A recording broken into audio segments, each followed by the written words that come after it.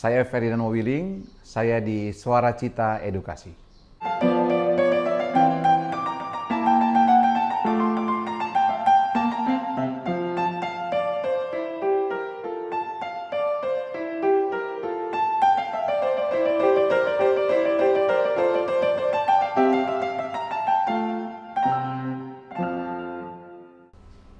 Selamat datang di Suara Cita Edukasi. Tokoh inspiratif kali ini, beliau adalah Bapak Ferdinand Mowiling, Sarjana Keperawatan Nurse, Magister Kesehatan.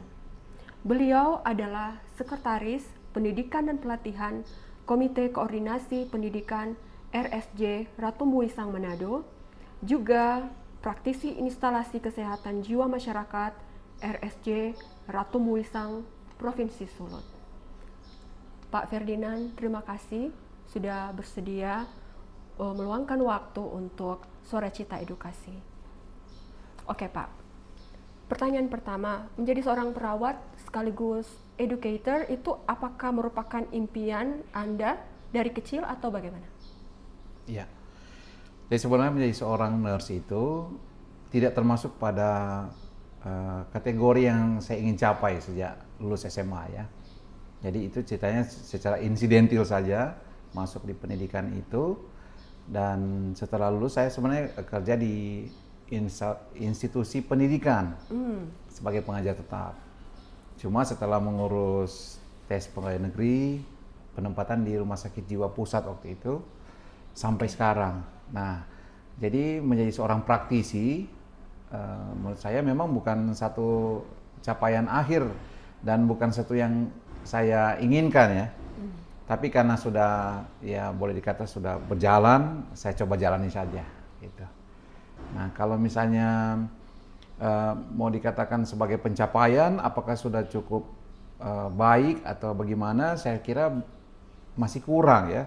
Karena apalagi dengan perkembangan iptek sekarang, termasuk juga metodologi asuhan keperawatan yang semakin berkembang.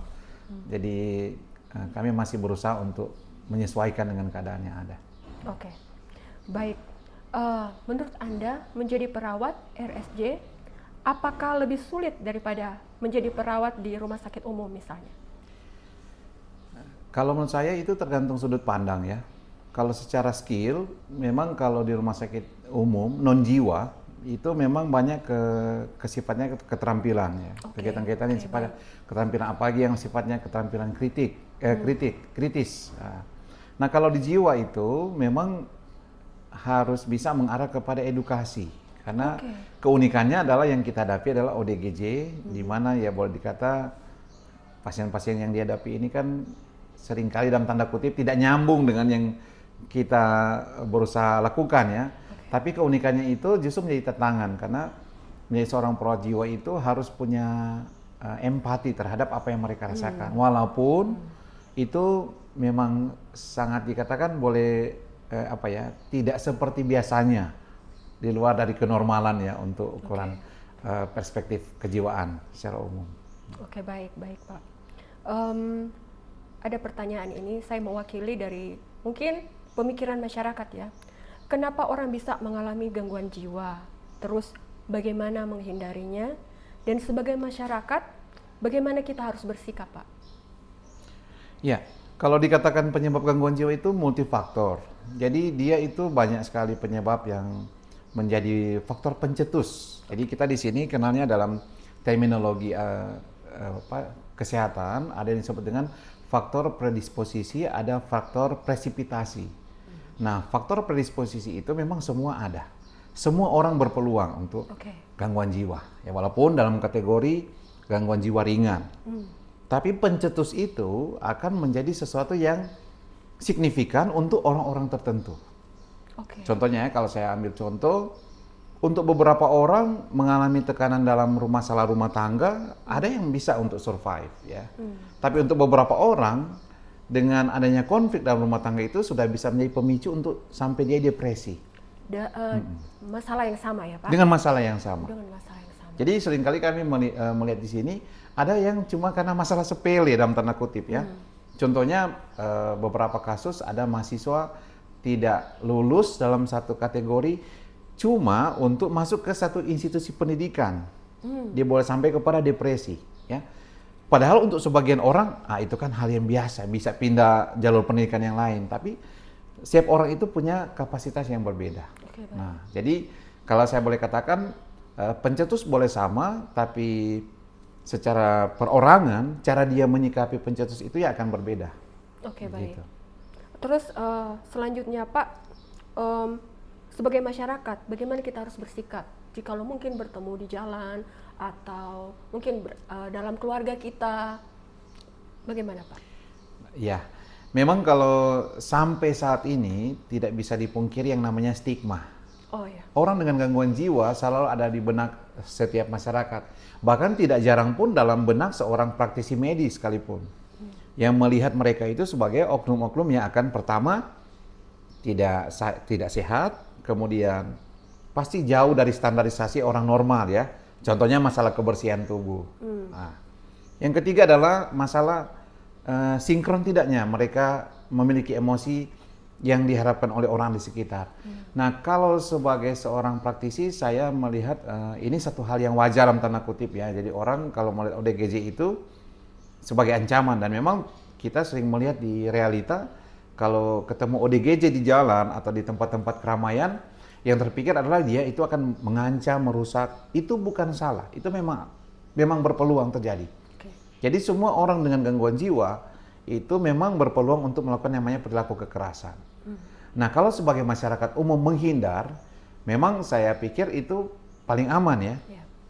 Tapi kalau mau disarankan apa yang paling bijaksana dilakukan adalah masyarakat harus melihat itu sebagai satu masalah yang harus diselesaikan. Adalah misalnya dengan menyampaikan kepada pemerintah atau instansi terkait. Ya, misalnya dinas sosial atau juga ke rumah sakit jika itu ada penanggung jawabnya. Jadi kalau dulu memang rumah sakit pun turun ke lapangan, ke tempat-tempat publik untuk namanya penjaringan. Tapi sekarang oleh aturan pemerintah itu sudah ada institusi yang menanganinya, yaitu dinas sosial. Gitu. Oh, oke. Baik, Pak. Selanjutnya, Pak, apa Bapak pernah ketemu dengan kasus yang sulit dan bagaimana Bapak menanganinya? Baik, kalau kasus yang sulit itu subjektif ya. Setiap pasien itu, ada yang pasien itu kelihatannya cuma diam-diam, dibawa keluarga atau masyarakat, mungkin sudah pukul orang, merusak barang, atau lempar-lempar kaca orang. Pas di assessment di sini dalam keadaan yang cukup kooperatif, diam-diam. Tapi dia bisa melakukan hal-hal yang parah, ya. Misalnya melukai teman yang dirawat, atau misalnya dia melakukan yang paling ekstrim adalah atau risiko. Kalau mau dikatakan kategori yang mana yang paling sulit, itu tergantung dengan perkembangan penyakitnya. Yang paling sering adalah yang ditakutkan adalah kalau dia itu misalnya melakukan perilaku kekerasan terhadap orang di sekitar, termasuk petugas.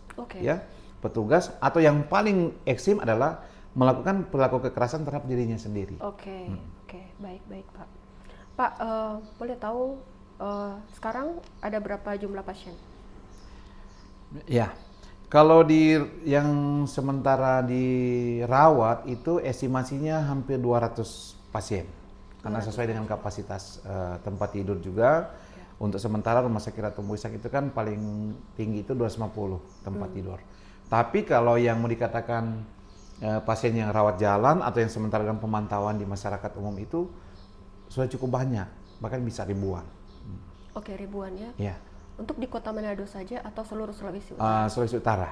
Sulawesi Utara. Sulawesi ya? Utara. Untuk profesi, dari jumlah pasien yang ada, apakah ada profesi tertentu yang banyak? Ya, ini satu hal yang tidak bisa disangkal bahwa ternyata semua bisa. Semua profesi pernah menjadi ODGJ. Kalau saya katakan dari seorang siswa, mahasiswa, itu sering. Guru, bahkan pendeta, gembala pun ada. Bahkan kami pernah memiliki pasien itu seorang yang berserta pendidikan S3, profesor, guru besar, dokter, perawat, bidan, semuanya ada, ya. Apalagi ibu rumah tangga, karena memang mungkin karena ibu rumah tangga paling sering mengalami masalah internal secara kehidupan berkeluarga ya. Tapi kalau secara profesi rata-rata saya boleh katakan semuanya ada. Semuanya ada. Oke, baik Pak. Bapak adalah seorang yang berpengalaman dan berkompeten di bidang kejiwaan. Apakah ada tips-tips dari Bapak untuk menjaga mental health di lingkungan kerja? Kalau dari kami khususnya di lingkungan sekolah, Pak. Iya. Menjaga kewarasan ya, untuk bahasa yang trending sekarang, menjaga kewarasan, saya pikir memang kita harus adjust dengan keadaan ya. Apalagi kalau memang dengan tuntutan kehidupan zaman sekarang yang keras, boleh dikata demikian, itu membutuhkan kesiapan secara mental. Nah, kalau tips dari saya adalah, pertama, ekspektasi itu harus disesuaikan dengan kemampuan pencapaian. Karena beberapa kasus yang kami jumpai, terutama untuk golongan mahasiswa, itu biasanya mereka terlalu menetapkan standar untuk sesuatu yang harus dicapai, dan kemudian pada kenyataannya tidak sesuai. Justru itu menjadi satu faktor berbalik terhadap diri sendiri, itu kalau istilahnya teori agresi terhadap diri sendiri ya. Jadi kalau mau dikatakan secara umum, orang yang sehat itu adalah orang yang mampu menjaga stabilitas antara kenyataan dengan ekspektasi yang dia buat gitu. Kemudian adalah berusaha untuk menyesuaikan dengan tuntutan lingkungan. Nah, biasanya lingkungan itu menjadi faktor yang paling cukup dominan untuk beberapa orang yang sifatnya masih memiliki ketergantungan. Contohnya pada kategori anak, kalau misalnya lingkungan keluarganya tidak sehat, dia sering melihat ada percekcokan dalam rumah tangga, kemudian dia tidak punya juga coping yang baik, justru dia akan larut dengan hal tersebut. Atau dengan kategori lingkungan eksternalnya, yaitu pergaulan. Jadi untuk menjaga kesehatan jiwa memang secara internal menurut saya, itu harus dari dalam perorangan. Karena kalau dari luar itu cuma memberi sugesti, tapi dari dalamnya yang memang harus bisa untuk menyesuaikan. Dan yang memang agak juga dikhawatirkan sekarang adalah masalah pergaulan ya. Oke, baik. Kebanyakan anak-anak muda ini memanfaatkan momentum pergaulan itu sebagai satu hal untuk coba-coba ya. Jadi kebanyakan mereka mengalami depresi atau tekanan kehidupan itu karena mereka melihat bahwa sesuatu yang mereka harapkan itu tidak sesuai dengan ya kenyataan yang ada di kehidupan mereka sehari-hari. Kemudian juga masalah yang juga trending adalah penyalahgunaan zat dan narkoba. Nah, itu sudah cukup meluas ya, sampai boleh kata bukan cuma kalangan masyarakat urban yang ada di perkotaan, tapi juga sampai kepada pedesaan. Nah, ini satu faktor yang harus diwaspadai. Jadi kalau menurut saya memang menjaga kesehatan mental itu butuh perjuangan. Kalau dikatakan sebagian besar harus ada unsur healingnya atau mungkin tercukupi secara finansial, itu relatif ya. Dan yang paling utama adalah bersyukur dengan apa yang ada. Oke, baik, baik Pak. Oke, selanjutnya Pak, ada yang menarik, Anda seorang praktisi instalasi Keswamas, Anda juga seorang penyiar yang cukup terkenal di Radio Sehat. Boleh ceritakan bagaimana Anda boleh terjun di dunia penyiaran? Ya, memang itu side job ya, jadi bukan satu hal yang utama, tapi sejauh ini saya merasa pencapaian secara pribadi itu sudah luar biasa yang Tuhan berikan secara pribadi ya. Selain juga sebagai announcer, memang saya seorang pendidik ya, seorang pengajar sejak tahun 1998, dan puji Tuhan sampai sekarang. Saya juga nggak tahu ya beberapa institusi yang mempercayakan saya bagian dari tim pengajaran, tapi saya pikir itu satu amanah yang harus saya kerjakan. Kalau masalah penyiaran, itu memang berawal dari tahun 2003 ya. Tahun 2003 saya mencoba untuk masuk ke dunia broadcasting itu di radio sekuler sebenarnya. Kemudian beberapa tahun kemudian saya pindah ke radio pelayanan, dan sekarang sudah ada channel khusus untuk kesehatan namanya Radio Suara Sehat. Nah, saya coba menjalani saja karena itu bukan itu secara naturalis saja mengalir. Oke, baik Pak. SCE Mates, sebelum kita lanjut, kita saksikan video yang satu ini.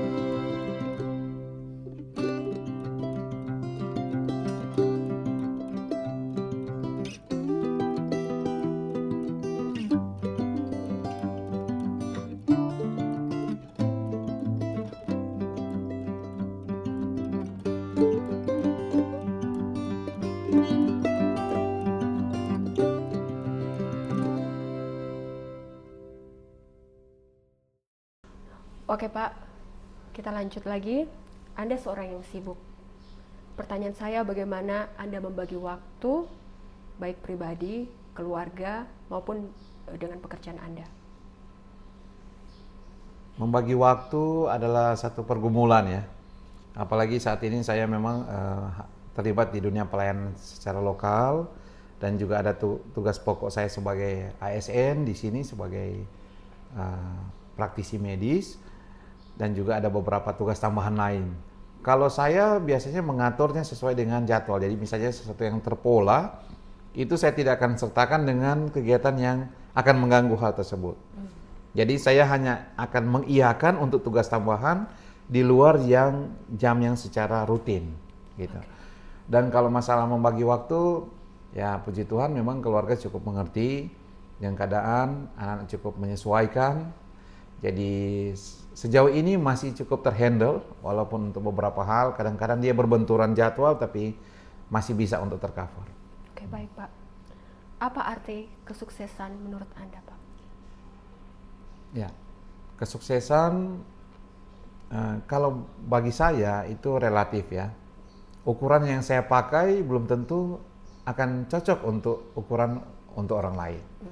Tapi kalau secara pribadi, kesuksesan adalah pada saat saya bisa diterima oleh lingkungan, dalam hal ini keluarga dan orang di sekitar saya, dan saya cukup puas dengan pencapaian.